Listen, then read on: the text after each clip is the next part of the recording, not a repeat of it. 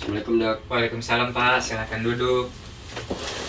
Ya, benar dengan Bapak Alex. Ya dok. Ya, jadi Bapak Alex, sebelumnya perkenalkan di sini saya Dokter Yobi. Saya dokter yang bertugas pada hari ini ya Bapak.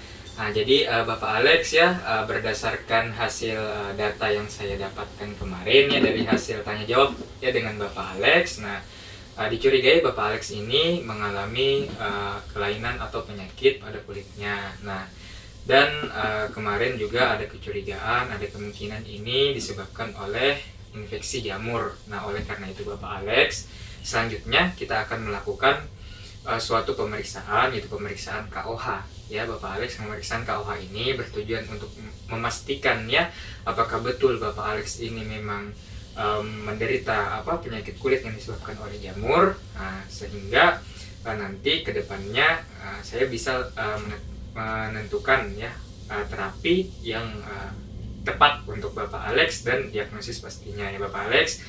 Nah, jadi kedepannya nanti mungkin saya akan melakukan yang namanya pengambilan kerokan kulit. Mungkin terasa agak kurang nyaman ya untuk Bapak Alex, tapi saya akan bekerja sebaik mungkin.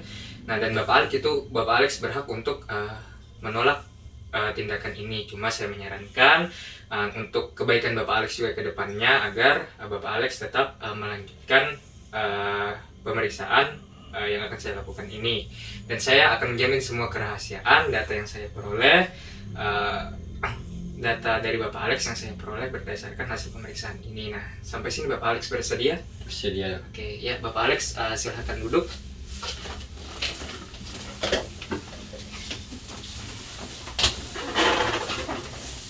Ya. Kemudian kita mempersiapkan semua peralatan yang dibutuhkan untuk pemeriksaan ya. Yang pertama itu ada cawan Petri di sini, kemudian ada mikroskop. Nah, setelah itu ada handscoon steril, kemudian ada scalpel. Nah, kemudian ada kapas ya. Kemudian ada jarum inokulasi. Nah, kemudian ada di sini spidol, pulpen. Nah, setelah itu ada larutan KOH 10%, ada lisol 5%, kemudian ada alkohol 70%. Nah, kemudian ada kaca objek benda. Nah, ada amplop di sini. Kemudian ada kain yang telah dibasahi dengan larutan lisol 5%, kemudian ada antiseptik, ada tempat sampah medis dan ada tempat sampah non medis. Nah, kemudian ada tisu di sini. Nah, setelah itu setelah menyiapkan semua alat dan bahan, kemudian menulis nomor registrasi atau data pasien pada bagian belakang kaca objek. Nah, kemudian setelah ditulis, nah ditulis juga pada bagian cawan Petri. Nah, setelah ditulis pada bagian cawan Petri, nah kita buka tutup cawan Petrinya.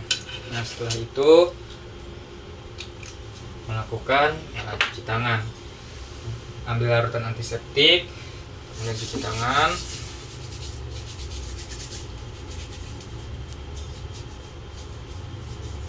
Nah, setelah selesai, kemudian memakai handscoon steril.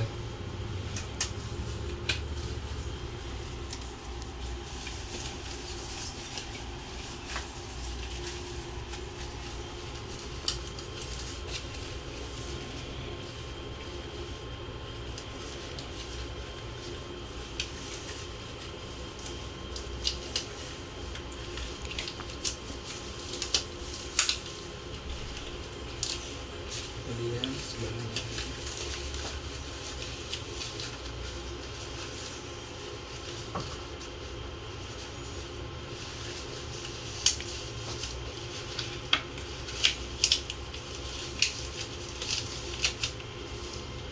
nah, setelah memakai handscoon steril ya, tapi Pak, boleh dilihat dulu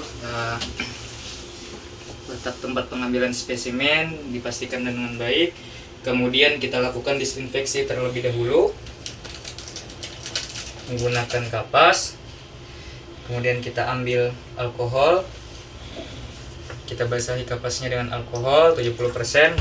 Kemudian kita lakukan disinfeksi pada bagian dari dalam. Pertama dari dalam, kemudian sampai ke bagian luar. Nah, setelah itu buang ke tempat sampah medis. Nah, setelah itu lakukan disinfeksi yang kedua. kita basahi lagi dengan alkohol 70%, sama dengan yang pertama menggunakan alkohol 70%. Nah setelah itu kita disinfeksi dengan gerakan sirkular. Ini bedanya dari bagian luar dulu sampai bagian dalam. Nah setelah itu, setelah didisinfeksi kemudian kita buang. Nah, setelah itu ambil scalpel, kemudian kita lakukan pengorokan kulit ya dari tepi lesi ya, atau dari bawah dengan sudut 30-45 derajat. Kita kerok sampai ke arah atas. Nah setelah didapatkan serpihan atau sisik-sisik, kemudian kita ketukkan pada cawan Petri sampai semua sisik-sisik tadi atau serpihan kulit itu berada pada cawan Petri atau jatuh seluruhnya. Kemudian masukkan ke baskom yang berisi lisol 5%. Nah, setelah itu tapi Pak, ya silahkan duduk kembali ke tempat tadi semula. Nah setelah itu, setelah selesai, lakukan pembuatan sediaan basa untuk kerukan kulit ini. Nah jadi kita letakkan dulu pertama kaca objek benda pada tempat yang datar. Nah setelah itu kita ambil jarum inokulasi. Nah setelah itu kita celupkan ke dalam larutan KO 10%.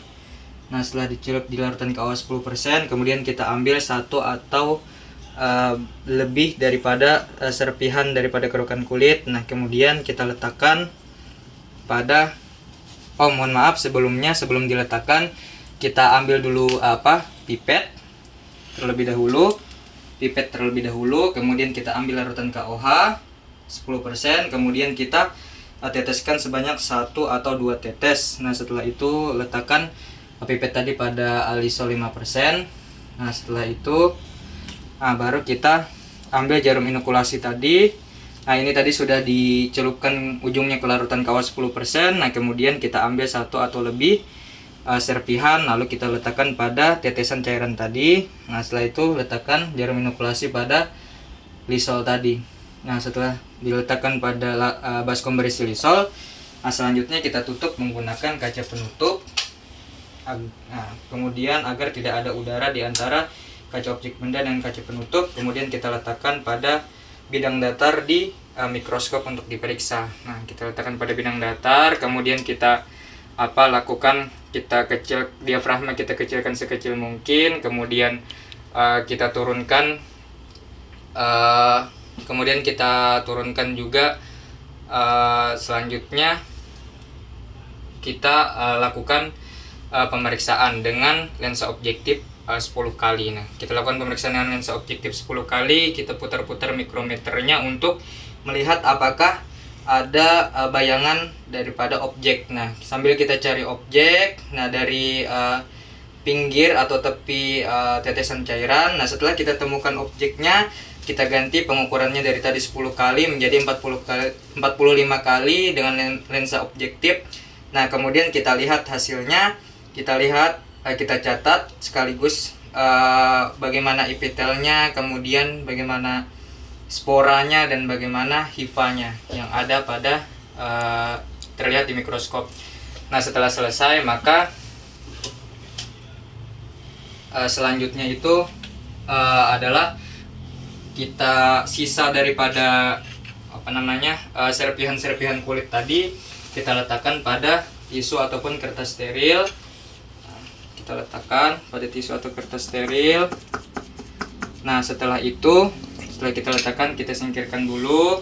Nah setelah itu kaca objek tadi yang telah diperiksa, kemudian kita taruh di baskom berisi lisol. Setelah kita taruh, kemudian kita lap meja. Nah kita lap meja dengan kain yang telah diberikan lisol 5%. Setelah itu kita cuci tangan di baskom berisi lisol, ya, cuci tangan, kemudian kita buang handscoon steril tadi ke tempat sampah medis.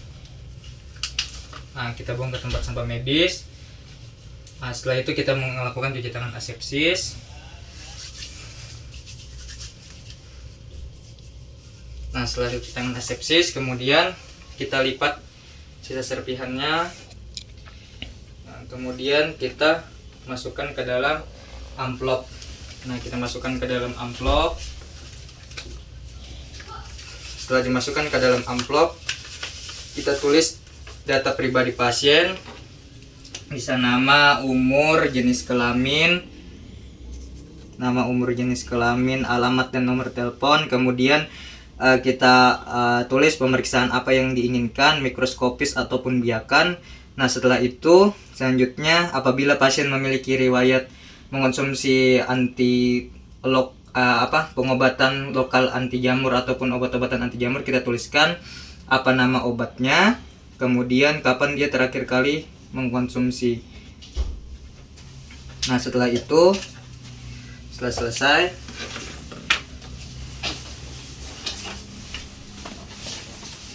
ya, Bapak Alex ya, ini tadi hasil pengambilan spesimen kerukan kulit. Nah, nanti Bapak bawa ini hasilnya ke laboratorium, nah untuk dilakukan pemeriksaan lebih lanjut. Nah, nanti apabila telah selesai pemeriksaannya dan keluar hasilnya, ya Bapak Alex bisa datang lagi ke saya dan saya akan lihat hasilnya dan saya akan memberikan terapi yang tepat untuk Bapak Alex ya. Bapak Alex ini tapi Pak, ya nanti dibawa ke laboratorium ya Pak. Terima kasih banyak atas kerjasamanya. Ya, assalamualaikum warahmatullahi wabarakatuh.